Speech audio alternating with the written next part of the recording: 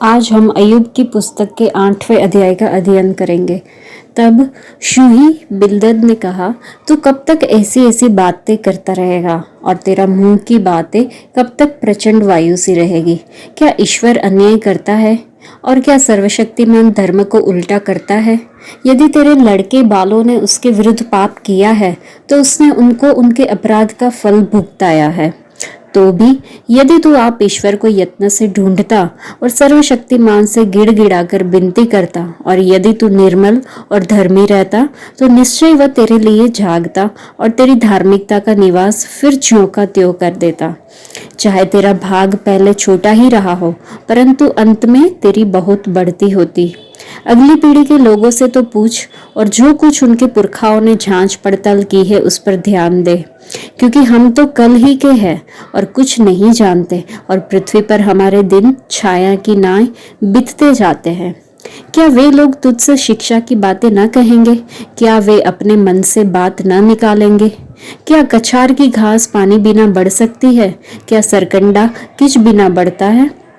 चाहे वह हरी हो और काटी भी ना गई हो तो भी वह और सब भांति की घास से पहले ही सूख जाती है। ईश्वर के सब बिसराने वालों की गति ऐसी ही होती है और भक्तिहीन की आशा टूट जाती है। उसकी आश का मूल कट जाता है और जिसका वह भरोसा करता है वह मकड़ी का जाला ठहराता है। चाहे वह अपने घर पर टेक लगाए परंतु वह न ठहरेगा। वह उसे दृढ़ता से थामेगा परंतु वह स्थिर न रहेगा। वह घाम पाकर हरा भरा हो जाता है और उसकी डालियां बगीचे में चारों ओर फैलती है। उसकी जड़ कंकरों के ढेर में लिपटी हुई रहती है और वह पत्थर के स्थान को देख लेता है, परंतु जब वह अपने स्थान पर से नाश किया जाए तब वह स्थान उससे यह कहकर मुंह मोड़ लेगा कि मैंने उसे कभी देखा ही नहीं। देख, उसकी आनंद भरी चाल यही है, फिर उसी मिट्टी में से दूसरे उगेंगे। देख, ईश्वर न तो खरे मनुष्य को निकम्मा जानकर छोड़ देता है और न बुराई करने वाले को संभालता है। वह तो तुझे हंसमुख करेगा और तुझसे जय जयकार कराएगा।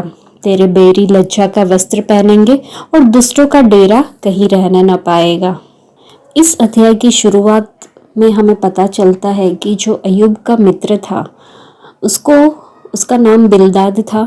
उसको ये चीज़ें पसंद नहीं आई जो अय्यूब ने कही थी एलीपज को। वह इस बात पर जोर देकर शुरू करता है कि अय्यूब ने एलीपज को अपनी प्रतिक्रिया में जो कहा है वह उसे पसंद नहीं आया था। बाद में आगे हमने देखा कि बिल्दाद ने अय्यूब के शब्दों का सारांश इस प्रकार प्रस्तुत किया कि परमेश्वर उसके प्रति न्यायपूर्ण नहीं है। निसंदेह परमेश्वर न्याय को विकृत नहीं करता। हम उस बिंदु पर बिल्दाद से सहमत हो सकते हैं। आगे हमने देखा कि बिल्दाद स्वयं ही विकृत तरीके से न्याय की अपनी अवधारणा को संप्रेषित करता है। बिल्दाद का दावा है कि परमेश्वर के न्याय ने उसे अय्यूब के बच्चों को कथित तौर पर उसके खिलाफ पाप करने के लिए मारने के लिए प्रेरित किया। उसके बाद हमने देखा कि बिल्दाद के पास अय्यूब के लिए एक अच्छी खबर है कि अय्यूब अपने बच्चों के विपरीत अभी भी जीवित है और इसलिए परमेश्वर से अभी भी आशा है कि वह अय्यूब को अपना आशीर्वाद पुनः प्रदान करे। बिल्दाद की जो योजना है यहाँ पे जो दिखाई दे रहा है वो सरल सा है। यदि अय्यूब परमेश्वर को खोजेगा और उससे प्रार्थना करेगा और अपने पाप को छोड़ देगा तो परमेश्वर अय्यूब की ओर मुड़ेगा और उसे अपना आशीर्वाद बहाल करेगा, ऐसा बिल्दाद यहाँ पे कह रहा है। उसके बाद बिल्दाद आगे कहता है कि जब अय्यूब अंततः अपने कल्पित पाप पर पश्चाताप करता है और परमेश्वर की ओर लौटता है तो जो आशीर्वाद मिलेगा वह उससे भी अधिक होगा जो उसने अब तक अनुभव किया है। उसने अभी तक नहीं देखा होगा इतना अच्छा उसको आशीर्वाद मिलेगा। बिल्दाद का कहना है कि अय्यूब को विनम्रता पूर्वक पूर्वजों के ज्ञान की खोज करनी चाहिए और उसे प्राप्त करना चाहिए। वे अधिक चतुर और अधिक अनुभवी थे और उनके पास अय्यूब और उसके 3 दोस्तों से बेहतर बुद्धि थी। तो बिल्दाद का कहना है कि प्राचीन ज्ञान एक ऐसी चीज है जो अय्यूब को उसकी वर्तमान पीड़ा में मदद कर सकती है। तो अय्यूब के जो मित्र थे तीनों, उनकी नज़र में ऐसा था कि अय्यूब ने कुछ ना कुछ गलत किया। आगे वो बोलता है कि तो यह दुष्टों का भाग्य है जो अय्यूब अभी सहन कर रहा है। क्योंकि वह कष्ट भोग रहा है जो सजा जैसा उन लोग को दिखाई देता है। तो और जो लोग प्रतिशोध धर्मशास्त्र या समृद्धि सुसमाचार को मानते हैं, वे सभी जानते हैं कि यदि कोई व्यक्ति दंड का अनुभव करता हुआ प्रतीत होता है तो इसका कारण है कि वह किसी तरह से परमेश्वर को अप्रसन्न कर रहा है। उसके बाद आगे वो कहता है कि परमेश्वर अय्यूब की ओर फिरेगा और उसके शत्रुओं पर आक्रमण करेगा। और यदि अय्यूब अपने कल्पित गुप्त पाप से फिरकर परमेश्वर को खोजना शुरू कर दे तो परमेश्वर उसके प्रति अच्छा होगा और उन लोगों के साथ कठोरता से व्यवहार करेगा जो अय्यूब का विरोध करते हैं।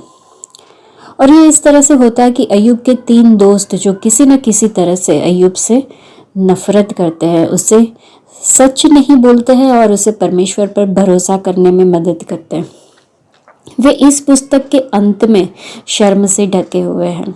लेकिन ऐसा नहीं होता क्योंकि अय्यूब पाप करना बंद कर देता है, ऐसा इसलिए है क्योंकि अय्यूब को परमेश्वर पर भरोसा होता है, तब भी जब और विशेष रूप से इसलिए कि वह परमेश्वर के तरीकों को समझ नहीं पाता। खैर इसके साथ ही बिल्दाद ने अपना मामला जो है वो शांत कर दिया और जाहिर तौर पर वह प्राचीन ज्ञान से परे है ऐसा हमें प्रतीत होता है, क्योंकि अय्यूब तो परमेश्वर की नज़र में धर्मी ही था, लेकिन उसके जो मित्र थे उन लोग को ऐसा लगता है कि तुम्हारी कुछ गलती है, तुमने कुछ पाप किया है, इसलिए तुमको इतना कष्ट भोगना पड़ता है। तो इस अध्याय में आज हमने देखा कि अय्यूब के मित्र बिल्दाद ने किस तरह से उसके ऊपर जो है वार किया। आज के लिए इतना ही। परमेश्वर आप सबको आशीष दे। धन्यवाद।